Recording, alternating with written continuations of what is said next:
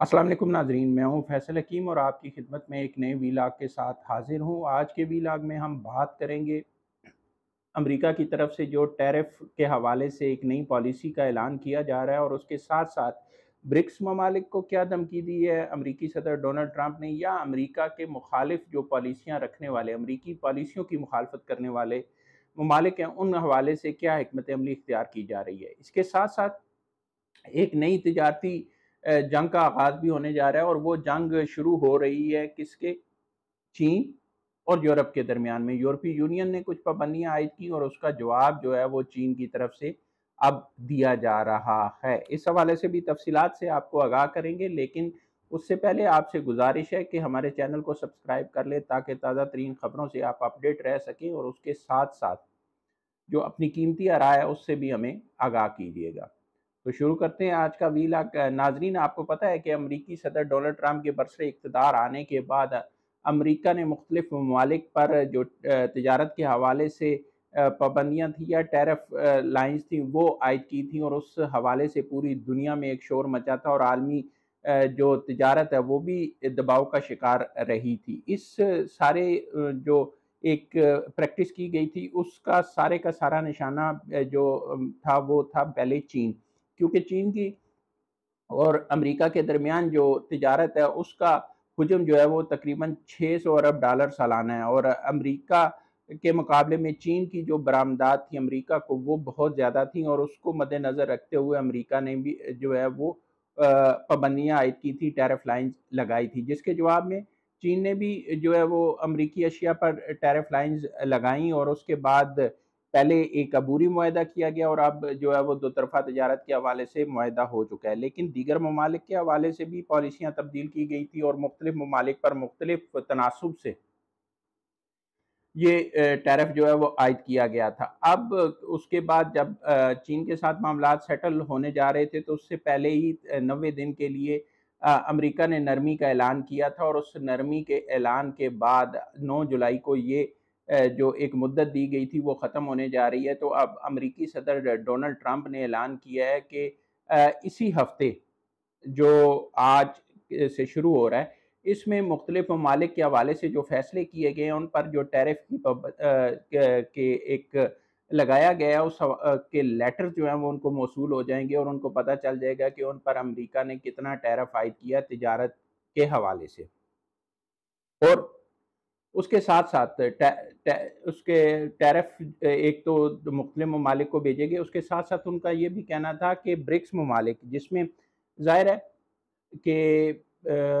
चीन की सरबराही में ब्रिक्स ममालिक की एक तंज़ीम है जिसका हालिया इजलास जो है वो ब्राज़ील में हुआ है और उस इजलास में एक तो ब्रिक्स ममालिक ने इसराइल का नाम तो नहीं लिया, लेकिन उन्होंने ईरान पर जो हमले किए गए हैं, ईरान पर हमलों की खुले अल्फाज में मज़म्मत की है और उसमें अमेरिका और इसराइल ज़ाहिर है दोनों शरीक थे, तो उससे काफ़ी हद तक जो है वो अमेरिका उससे नाराज़ है ब्रिक्स ममालिक से और उसके साथ-साथ ब्रिक्स ममालिक ने जो अमेरिका की तरफ से टैरिफ आयद किया जा रहा है मुख्तलिफ़ ममालिक पे, उस पर भी तशवीश का इज़हार किया था और उसमें उन्होंने वाज़ेह तौर पर कहा है कि इससे बैनुल-अक़वामी तिजारत जो है वो बुरी तरह मुतासिर होगी। उस पर अमेरिकी सदर डोनाल्ड ट्रंप ने वाज़ह एक बयान दिया और उन्होंने कहा है जी कि जो ममालिक अमेरिकी पॉलिसियों की मुखालफत कर रहे हैं और बिलख़ुसूस ब्रिक्स ममालिक, उनको ये उन्होंने तंबीह की है कि अगर उन्होंने ये बंद ना की अमेरिकी पॉलिसियों की मुखालिफ और अमेरिका के साथ जो है वो ना चले, तो उन पर इज़ाफ़ी टैरिफ आयद किया जाएगा और ये इज़ाफ़ी टैरिफ जो है वो 10% से ज़्यादा हो सकता है, जिससे जो तिजारत है वो भी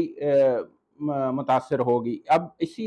हवाले से ब्रिक्स ममालिक का जब इजलास हो रहा था तो उस दौरान जो ईरानी वज़ीर ख़ारिजा हैं, उन्होंने भी ब्रिक्स ममालिक के जो मुख्तलिफ रहनुमा शरीक थे उनसे मुलाकातें की हैं और उसके साथ-साथ जो बातचीत हुई है उन ममालिक से उसमें उन्होंने बड़े वाज़ेह तौर पर कहा है कि अमेरिका और इसराइल ने जो हमले किए ईरान पर, एक तो वो बैनुल-अक़वामी क़वानीन की खिलाफ़ वर्ज़ी थी और ये इस बात का सबूत भी है कि जो मुज़ाकरात का एक अमल जारी था उसको सबोताज़ किया गया और उसके साथ-साथ अमेरिका और इसराइल दोनों इन हमलों में शराकतदार थे। ये बड़ी वाज़ेह एक चीज़ लगती है जिस तरह अमेरिका इन हमलों में शरीक हुआ। उनका ये कहना था कि शहरी शहरियों के अमारात को भी निशाना बनाया गया, जो शहरी इलाके थे उनको भी, और उसके साथ-साथ एटमी तनसीबात को। और एटमी तनसीबात क्योंकि आईएईए की निगरानी में काम कर रही थी और अक़वाम मुत्तहिदा की करारदादों के मुताबिक काम कर रही थी, तो उस सूरत-ए-हाल में ये ना सिर्फ़ आलमी कवानीन की खिलाफ़ वर्ज़ी है, बल्कि अक़वाम मुत्तहिदा के कवानीन की भी खिलाफ़ वर्ज़ी है, और इस पर इसराइल और अमेरिका को जवाबदेह होना चाहिए और दुनिया इस हवाले से अपना किरदार अदा करे। उनका ये कहना था कि इसराइल और अमेरिका ने जो हमले किए हैं, उसमें मजमूई तौर पर 935 जो ईरानी शहरी हैं, वो शहीद हुए हैं। अब उस हवाले से अगर सारी सूरत-ए-हाल का जायज़ा लिया जाए कि जो ब्रिक्स ममालिक की तरफ से पॉलिसी दी जा रही है, जिस तरह के ईरान के मुतालबात नज़र आ रहे हैं, तो बड़े वाज़ेह तौर पर एक चीज़ नज़र आ रही है कि चीन की सरबराही में जो नए इत्तेहाद बनने जा रहे हैं या बन चुके हैं, वो अमेरिका के जो एक पॉलिसी है, उनके मुखालफत में बड़े वाज़ेह तौर पर अपने बयानात दे रहे हैं। और ज़ाहिर है चीन का असर और रसूख एशिया में, और एशिया में चीन जो है वो उसको किसी सूरत भी उस पर असरअंदाज नहीं होने देगा अमेरिका को। और इसी हवाले से चीन की पॉलिसी भी बड़े वाज़ेह है। जब तजारती जंग शुरू हुई थी तो उस वक्त भी चीन ने बड़ा वाज़ेह तौर पर जवाब दिया था अमरीकी पॉलिसियों का, और उस पर भी जवाबी टैरिफ आयद किया था। अब बात यहीं पर नहीं रुकी है, अब बात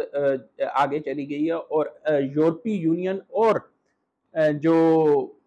चीन है वो भी आमने-सामने आ गए हैं। पहले यूरोपीय यूनियन ने पाबंदियाँ आयद की तिब्बी आलात के हवाले से चीन पर, क्योंकि चीन के 2015 के बाद जो तिब्बी आलात थे उनकी बरामद 2 गुना से ज़्यादा बढ़ गई थी यूरोपीय यूनियन को। तो यूरोपीय यूनियन ने अपनी मकामी इंडस्ट्री को बचाने के लिए और चीन के साथ जो तिजारत है उसको एक हद तक रखने के लिए जो पाबंदी आयद की थी, उसके मुताबिक जो तिब्बी आलात की बरामद थी उसमें जो भी टेंडर या उसमें कामयाबी थी, उसमें 50% तक शरह सिर्फ मुकर्रर कर दी गई थी चीनी कंपनियों की, क्योंकि चीनी कंपनियां इस सारे अमल में बहुत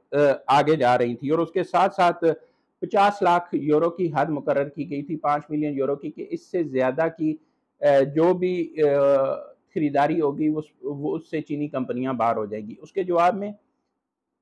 चीन ने भी इसी तरह की पाबंदियां आयद कर दी हैं, और 45 लाख युआन जो है वो उसके लिए मुकर्रर की है। 45 मिलियन युआन जो है वो उसकी हद मुकर्रर की गई है कि इससे ज़ायद जो भी खरीदारी होगी या जो भी अमल होगा उसमें जो यूरोपीय यूनियन से मुतल्लिका कंपनी है वो शरीक नहीं हो सकेगी। तो ये एक नया सिलसिला शुरू हो गया यूरोपीय यूनियन और